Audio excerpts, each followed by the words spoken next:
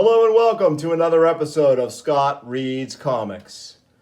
Way back in episode 27, I covered Captain America 251 with incredible Roger Stern scripts and John Byrne and Joe Rubinstein artwork.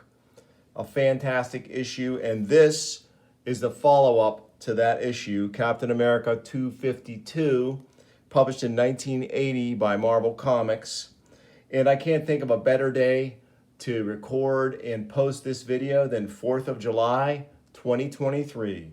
So here we are. Thanks for joining me, and let's get started. Cap battles both Batroc and Mr. Hyde. It's a blockbuster. And it says here, danger, liquid natural gas on this ship that they're fighting on. What a great Byrne cover.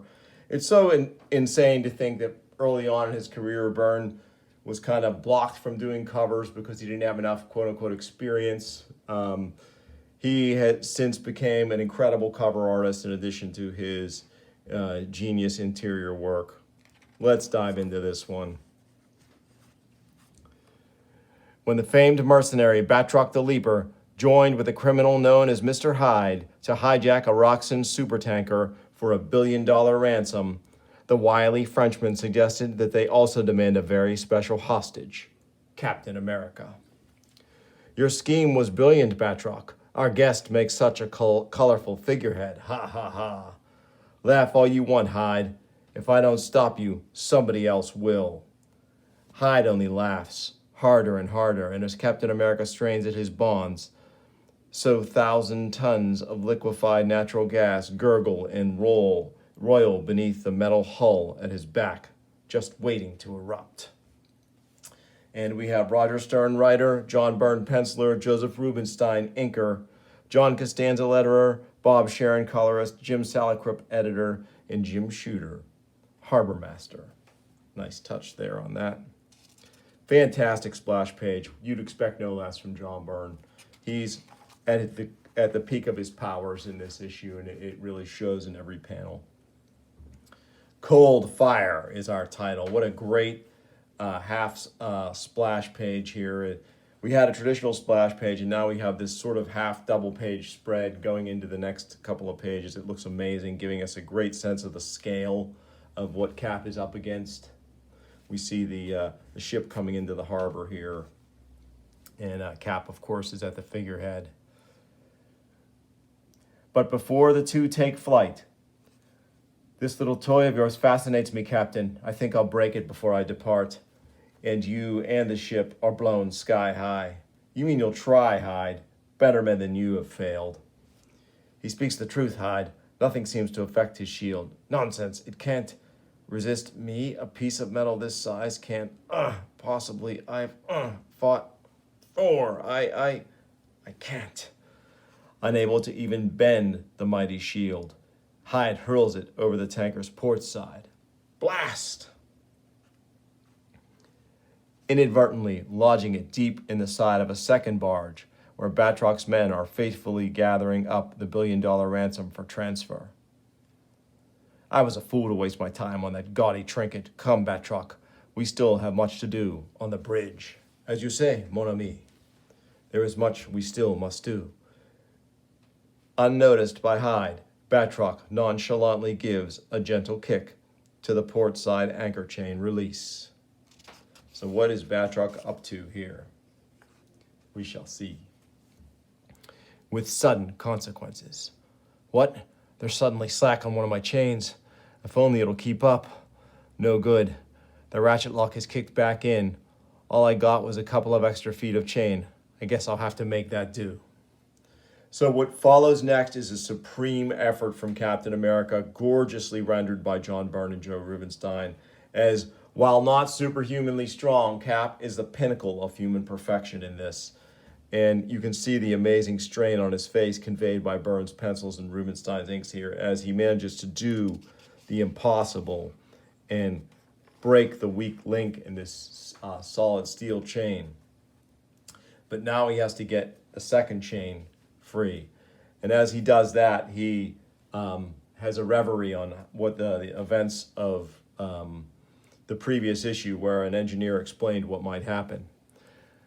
Well, first let me assure you that the Queen of Egypt is our newest LNG supertanker. It has all the latest safety features, but, well, it has the explosive potential of a small nuclear device.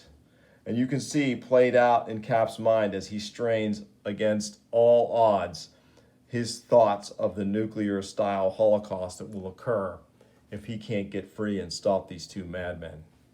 And so, in some great dialogue here, which I'll let do the talking, we see what happens. Every muscle, every nerve ending screams as he desperately tries to break free. The chain that binds him is cold, hard steel. By rights, it should be impossible for him to break. By rights, he should give up. But Captain America never gives up. With every bit of power in his body, Cap gives a mighty tug. Miraculously, the chain separates. And then, tragedy. So much force he strikes his head. Barely conscious, he hits the water hard, very hard. And in seconds, the one man who might have possibly be able to save New York from total destruction sinks beneath the waves, just like a stone.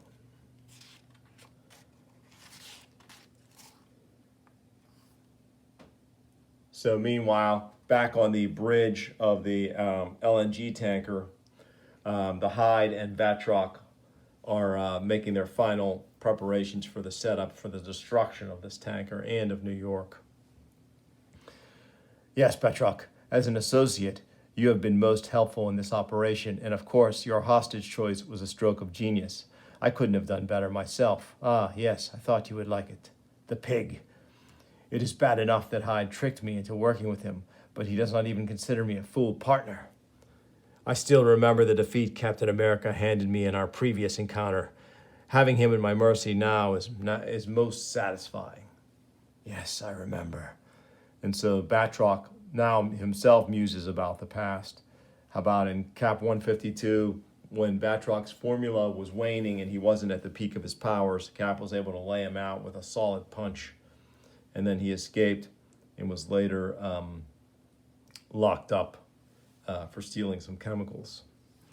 Even when I rejoined the Cobra, he betrayed me. He left me to rot in Rikers Island, and he is the sole being who knows I am Calvin Zabo. You are strangely quiet, monsieur. I was thinking of a man I once was foolish enough to trust, Batroc. A man who must suffer for his treachery. Look out there, Batroc. New York, just a few nights ago, the Cobra fought Spider-Man out there. I know Cobra. He's a creature of habit. He'll be holed up in the city somewhere. All I have to do is set these controls, let this tanker crash into the docks, and the explosion will do the rest. No more New York. No more Cobra. You can't be serious. That was just a threat. A bluff to get the money from Roxanne and bedevil the captain. You should know me better by now, Batroc. I am quite serious. And you should know better, monsieur, than to turn your back on Batroc. Signal your men to finish loading the ransom and clear out of the harbor. We'll escape in my mini-sub. None. Taking money from a thieving oil cartel like Roxanne is one thing, but mass murder is quite a different matter. Batroc shall have no part of it. Just last night, Batroc attacked Hyde with a similar kick, a kick meant to paralyze. It failed. Today, the kick is deadlier, meant to kill. What an awesome action panel here as Batroc lays into Hyde from behind with unfortunate results. It also fails. Sacre bleu! Fool! Didn't you learn anything yesterday? What a panel here. Look at this. Totally awesome. Him just busting loose. He's like an elemental force in this issue. Hyde is your better. Hyde will always be your better. I still cannot believe the speed he possesses, but speed and strength alone do not bring victory. I do not belittle your power, monsieur, but even the mightiest can be caught off guard. And now we shall see who is truly a superior fighter. The gloves are off. Yes, c'est pas. So it's great. We have the two villains turning on each other. Batroc, this is kind of the beginning of the reclamation of Batroc, I'll call it, as he becomes more of a mercenary and less of an evil villain. And he's really a better character for it, and one of my favorite Captain America rogues. Just a fantastic character on so many levels. I'm glad he made it in some version into the movies. So So these two jokers are trying to recover Captain America's shield as a trophy, but we can see the distinctive red gloves. Thwack! Sorry about the rear attack, boys, but I don't have time to waste. Besides, I don't think that little meeting of the minds will give you anything more than a couple of bumps on your heads. Now, I shall have a little business to settle with your boss and Mr. Hyde. Springing up the net ladder, Cap is up the side of the tanker in seconds. What the devil? It sounds like there's some sort of fight going on up there. And he sees, indeed there is. Great Scott, Hyde has Batroc on the ropes. He's crushing the life out of him. Hyde, no! Strange. For a moment there, I thought I heard Captain America's voice. But that's impossible, isn't it, Batroc? The good captain is as helpless as you are. Stop, Batroc gasps. Stop? Why, certainly. As soon as I've broken you in two, I think. Ah, my arm! The man said, stop, Hyde.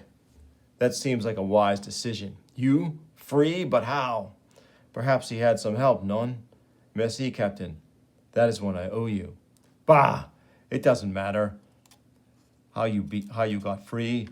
I beat you unconscious and chained you before. I can do it again. Another fantastic close-up on Hyde's just primally evil face. Just really awesomely rendered. And here we have a tremendous back and forth battle between our three combatants. Yep, I'll admit that you certainly took me by surprise earlier, Hyde, but I'm on my guard now. You won't take me the same way twice. Fool, you cannot evade me for long. You are just an ordinary man, but I am Hyde. Hyde! Well then, there's an interesting lesson for you. Never underestimate the ordinary man. Thwack! Very true, mon ami. And is it not also a custom of your countrymen to band together to fight the common evil? Batroc, so you still want a part of this fight. But of course, you did not think I was willing to let this madman exterminate New York, did you? Why did you think I asked for you as our hostage? Oof! That question had never entered my mind. Or that question had entered my mind. I never trusted Hyde for a moment, and I feared what he might try. But I knew that if anyone could find a way to stop him, it was you. So voila, I connived to have you brought here. Batroc, the next time you need my help against Hyde, give me a little warning first. So we have a great team up here as the two fight back and forth against Batroc. I really love this panel here where they come at him from different directions to topple him.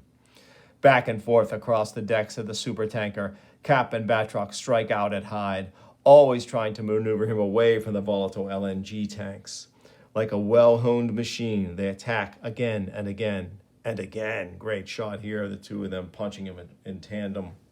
Crud! But then, Batroc, look out! Ha! I knew one of you would get too close eventually. So he decks Batroc with a punch to the back of the head. And Cap really takes the gloves off.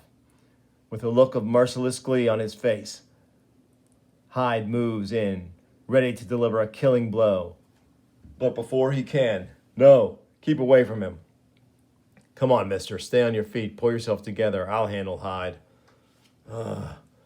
You think you can stand up to me with that shield, do you? Very well, Hyde shall use a weapon too.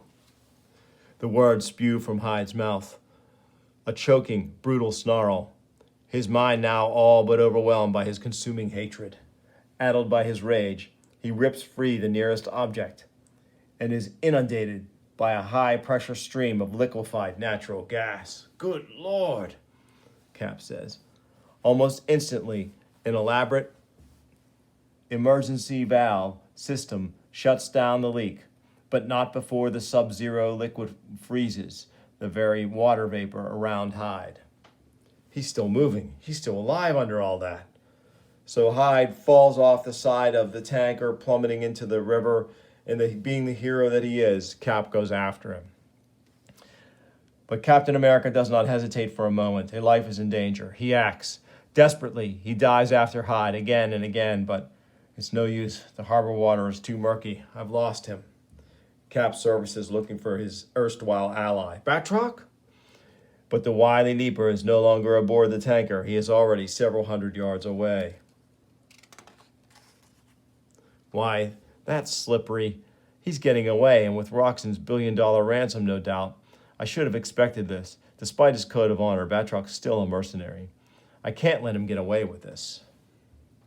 And indeed, Batroc and his lady companion think they have gotten away with it. Great subscription ad here featuring Dr. Doom. Very cool. Looks like it could be maybe Rich Buckler or Ron Wilson. Back to our story. The tug, she is sinking. But how can this be? Eh? It is Hyde's mini-sub. The one he and I boarded the tanker in. Oh, no, do not tell me. Ahoy, Batroc. Sorry I had torpedoed your plans, but there's still the matter of $1 billion you owe Roxon Oil. Otherwise, I might have been tempted to let you go. Oh, and I wouldn't try anything funny just now. You see, I've radioed the Coast Guard, and you're surrounded, mon ami. I do not believe it. You have ruined me again, Captain. Oh well, I guess those are the fortunes of war. Si es la vie. Next issue, Should Old Acquaintance Be Forgot? And this issue also features a great little section of pinups and extra special Marvel Features bonus, The Life and Times of Captain America, a cataclysmic compendium of cap facts as carefully compiled by our crew of crafty chroniclers. So what are you waiting for? Read on. I love the silhouette of the Avengers in the background here and Spider-Man. Really cool.